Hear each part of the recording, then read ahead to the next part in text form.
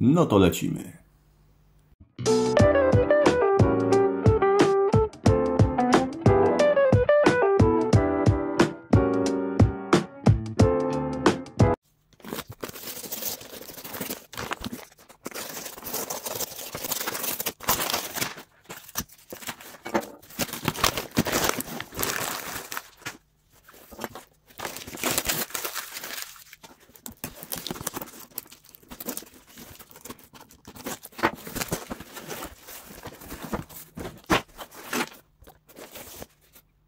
Cześć, z tej strony Retro Gaming Laptop, a tu kolejny retro zakup.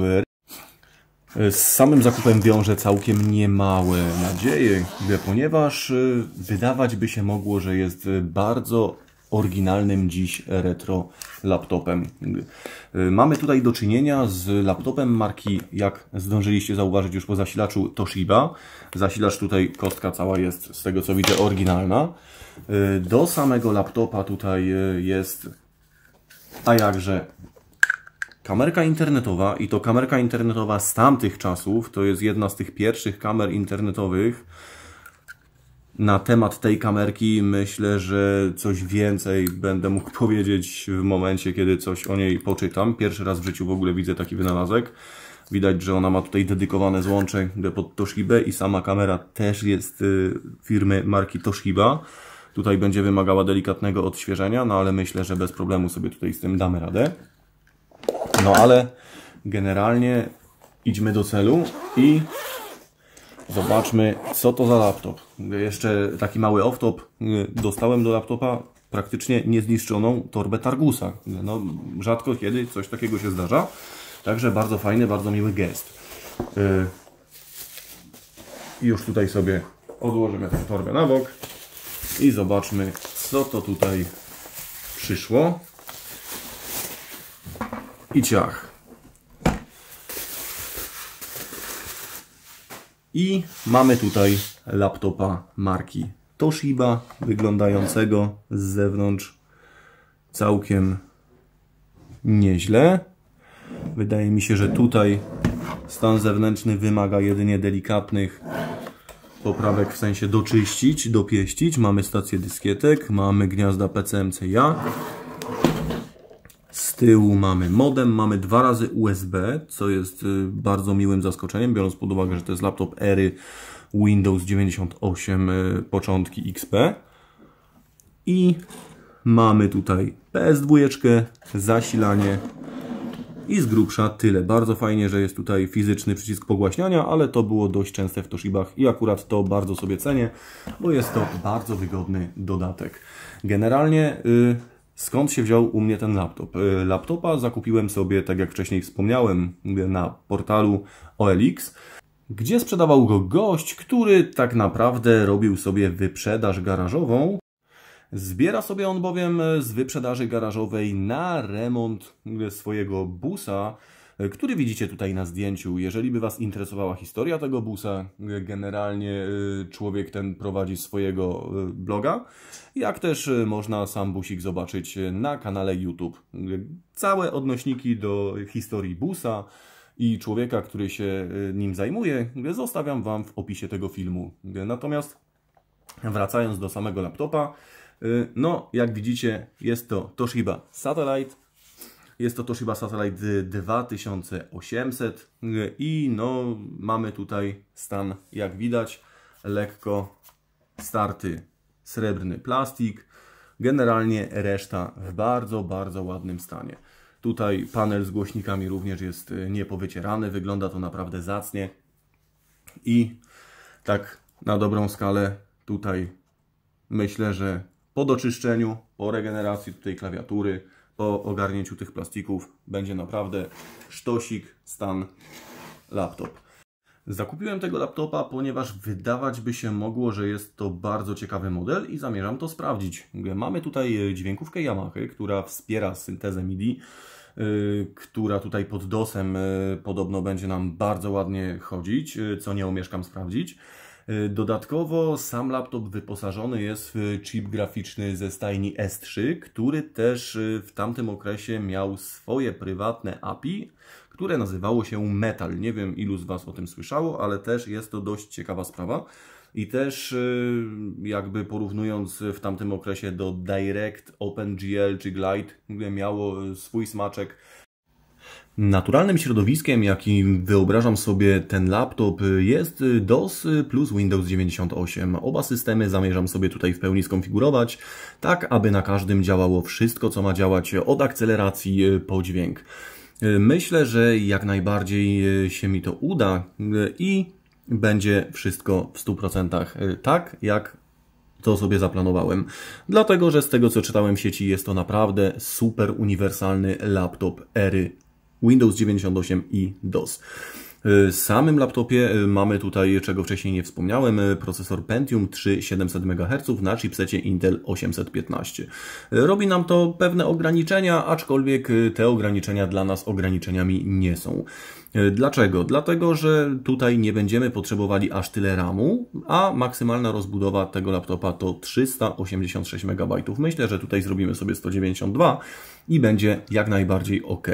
Dlaczego 192? Ano dlatego, że 64 MB są tutaj wlutowane w płytę główną i do naszej dyspozycji zostaje jeden bank pamięci. Z racji tego, że chyba nie mam w swojej kolekcji na ten moment żadnej luźnej 256, damy tutaj 128 i ona i tak w 100% zrobi nam tutaj robotę, biorąc pod uwagę, co chcemy tutaj uruchamiać i jak tutaj chcemy się na nim bawić. Jeżeli chodzi o nośnik danych, na ten moment mamy tutaj dysk 10 GB. Myślę, że bez problemu śmiało rozbudujemy sobie go tutaj o dysk 20 GB IBM Travelstar i zmieści nam się troszkę więcej. Natomiast co do całej reszty, myślę, że na pewno go sobie tutaj rozbiorę, na pewno sobie tutaj posprawdzam, jak wygląda sytuacja heatpipe'u, odprowadzania ciepła. Jest to dla mnie o tyle istotne, że jeżeli zamierzam z tego laptopa korzystać w formie laptopa do gier retro, czy w jakiejkolwiek innej formie, to chcę, żeby tutaj wszystko było jak najbardziej ok. Tutaj widzę, że już delikatnie temperatura przebija na tą listwę. Co za tym idzie, być może pasta termoprzewodząca nie jest już pierwszej świeżości. Co jest fajne, to fajne jest to, że to wszystko naprawdę fajnie wygląda i jest w naprawdę dobrym stanie, biorąc pod uwagę, ile lat ma i w jakich warunkach pracowało. Więc no tutaj absolutnie się nie zawiodłem. Niemniej, jak zdążyliście zwrócić uwagę, bądź też nie, sam palmrest jest w stanie średnim. Co za tym idzie, planuję go tutaj zregenerować. Myślę nad kilkoma rozwiązaniami. Jednym z nich, takim najprostszym i najbardziej, można powiedzieć, szybkim byłoby zastosowanie tutaj czegoś w rodzaju folii carbon. Natomiast chciałbym pójść o krok dalej, gdy być może mi się to uda zrealizować, a mianowicie walnąć tutaj taki dwuskładnikowy spray. Pierwsze jakąś bazę kolor. Następnie, kiedy już tą bazę kolor położę, to wrzucić bezbarwny półmatowy, tak, żeby tutaj tą bazę zabezpieczyć. Myślę, że powinno wyjść dobrze, będzie to trwałe. Czy się uda? Nie omieszkam się pochwalić. Mam nadzieję, że tak. Co dalej? Jak już wcześniej wspomniałem, na pewno pełna konserwacja środka, na pewno zregenerujemy sobie tutaj klawiaturę, wymienię sobie ten stick point, bo jest taki, no, można powiedzieć, średnio czysty. A trochę takich stick pointów mam, więc na pewno sobie tutaj na koniec to zastąpię. No, myślałem, że będę musiał wymienić matrycę, bo na początku, nie ukrywam, przestraszyłem się, jak go odpaliłem. Środek był bardzo słabo podświetlony i niestety wyglądał bardzo marnie. Niemniej, dając mu 5 minut na to, żeby matryca się rozgrzała, już na ten moment mamy wszystko jak najbardziej ok i myślę, że na razie przynajmniej zostaniemy sobie przy tej, którą mamy tutaj wbudowaną na tym etapie.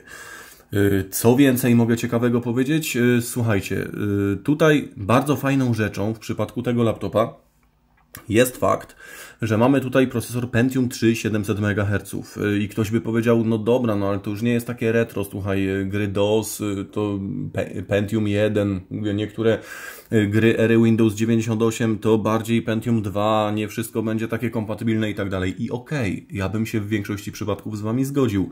Aczkolwiek w tym konkretnym przypadku, z tego co wyczytałem w sieci, mamy bardzo fajną możliwość. Mamy tutaj możliwość po odpowiedniej konfiguracji BIOS-u, specjalnym programem, tak naprawdę tutaj taktowanie tego procesora sobie płynnie ustawiać. I tą płynność, mam tutaj na myśli możliwość ustawiania tej płynności w zakresie między 100 MHz a 700 MHz, co w tym momencie czyni nam tutaj z tego laptopa bardzo uniwersalną maszynę do gier z tamtego okresu. Mając możliwość manewrowania częstotliwością taktowania od 100 do 700 MHz, naprawdę jest kozak, bo tak na dobrą skalę w jednej maszynie łączymy sobie maszynę od Pentium 1 do Pentium 3 z wystarczającą mocą obliczeniową układu GPU i świetnym dźwiękiem. Bo nie wiem, czy wiecie, ale ten laptop ma naprawdę kozacki dźwięk.